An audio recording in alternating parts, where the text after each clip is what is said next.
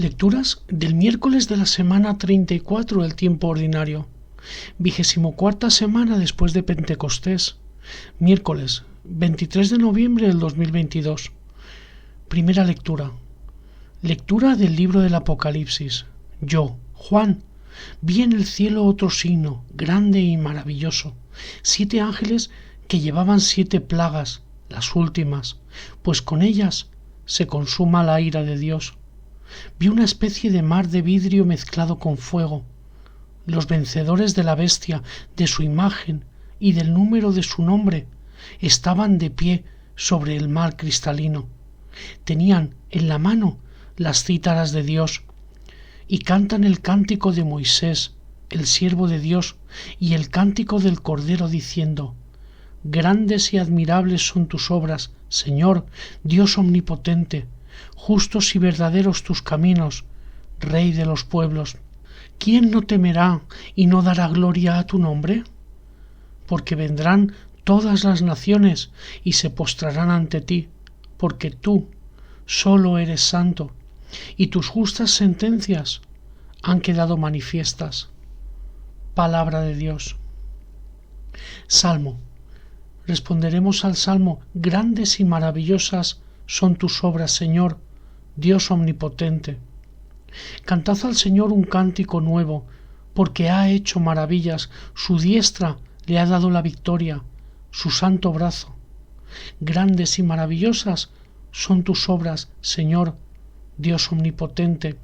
El Señor da a conocer su salvación, revela a las naciones su justicia. Se acordó de su misericordia y su fidelidad en favor de la casa de Israel. Grandes y maravillosas son tus obras, Señor Dios omnipotente.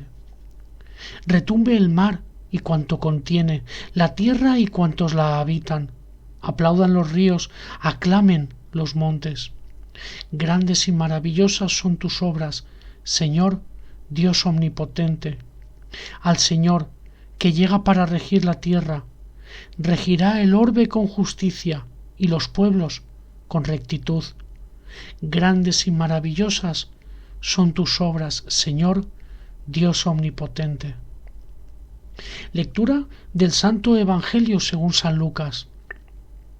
En aquel tiempo dijo Jesús a sus discípulos: Os echarán mano, os perseguirán, entregándoos a las sinagogas y a las cárceles, y haciéndoos comparecer ante reyes y gobernadores, por causa de mi nombre.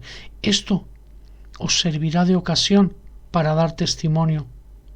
Por ello, meteos bien en la cabeza que no tenéis que preparar vuestra defensa, porque yo os daré palabras y sabidurías a las que no podrán hacer frente ni contradecir ningún adversario vuestro.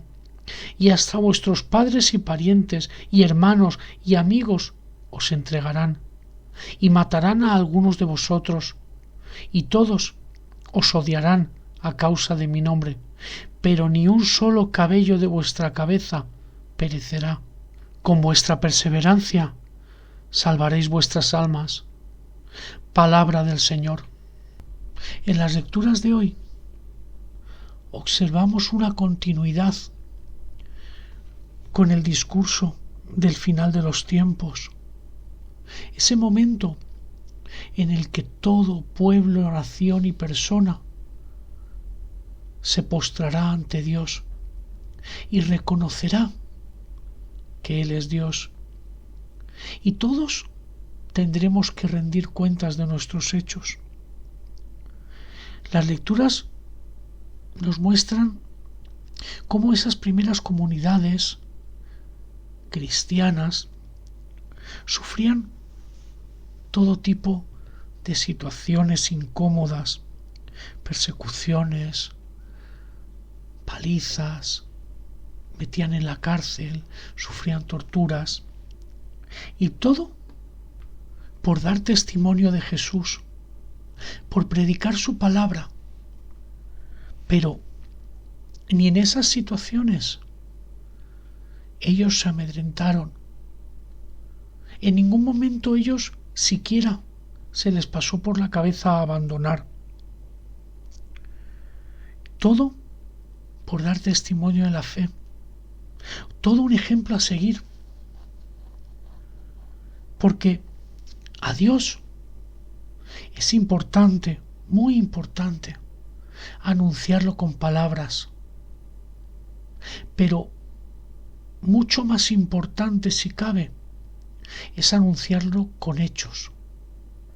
Nosotros tenemos que ser, como a veces hemos dicho, un espejo en el que deben de mirarse mucha gente que sigue a Cristo.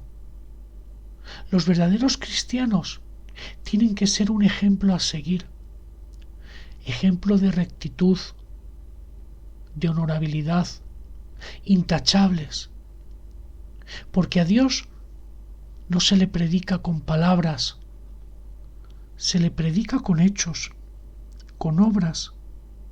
Aún así, a día de hoy, en la sociedad en la que vivimos, también vemos esas persecuciones, también vemos esas humillaciones sociales, cada vez que alguien se atreve a dar ese paso adelante y no esconder que sigue a Jesús, que cree en Dios, que es cristiano. Algo triste que vemos a diario es cómo eso se convierte en noticia. Como esa gente, por desgracia, sigue siendo noticia. Porque no debería de serlo. Eso debería de ser lo normal, lo habitual, lo sensato. Y no un síntoma de valor. Porque los cristianos lo que debemos hacer es perder ese miedo, porque las persecuciones siempre van a estar, desprecios, incluso a veces algo casi peor, esos silencios cobardes ante una declaración de fe de cualquiera de nosotros. Todo eso desde el principio del cristianismo ya sucedía, no es nada nuevo.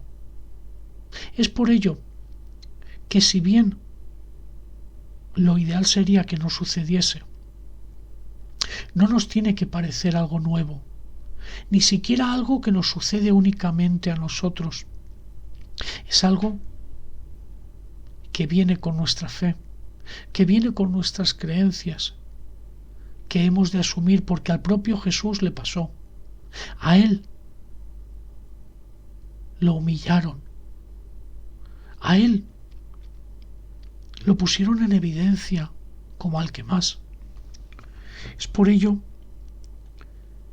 que tenemos que ser testigos de su reino, tenemos que ser testigos de su palabra, sin olvidarnos que él fue al primero al que le sucedió todo esto. Porque tenemos que tener en cuenta que cuál es el mandato que más se repite y más nos da Dios en las Escrituras. Yo creo que es el mandato de no preocuparnos, el mandato de no tener miedo. Dios nos dice constantemente: no tengas miedo. Después de que Jesús resucita, esas palabras se convierten en una garantía. Cuando Jesús nos decía: la paz sea con vosotros, en ese momento tenemos que entender que el miedo se ha perdido a todo. Casi todos los actos humanos de maldad tienen un origen muy profundo de un miedo terrorífico por algo. En el Evangelio de hoy, cuando habla de persecuciones y de todas esas situaciones que le van a suceder a los discípulos, Jesús les recuerda de nuevo que no se preocupen, que confíen en Él, que no se aparten de Él, porque cualquier alma que ha confiado en Dios no puede sucederle nunca nada malo. Jesús mismo nos da un ejemplo que tenemos que tener presente constantemente, y es de encomendar su propio espíritu a las manos de su Padre desde la cruz. Es por ello que tenemos que tener muy presente que nuestra vida, nuestros actos, tenemos que encomendarlos y dejarlos en manos de Dios, porque así nunca nos sucederá nada. Quien en Dios confíe, nunca le sucederá nada malo. Y tenemos constantemente que recordar esa frase: no tengas miedo, porque si nos dejamos caer en manos de Dios, la ley de la gravedad quedará anulada y nuestro cuerpo, nuestra alma y nuestro destino se encontrará cayendo directamente en las manos de Dios.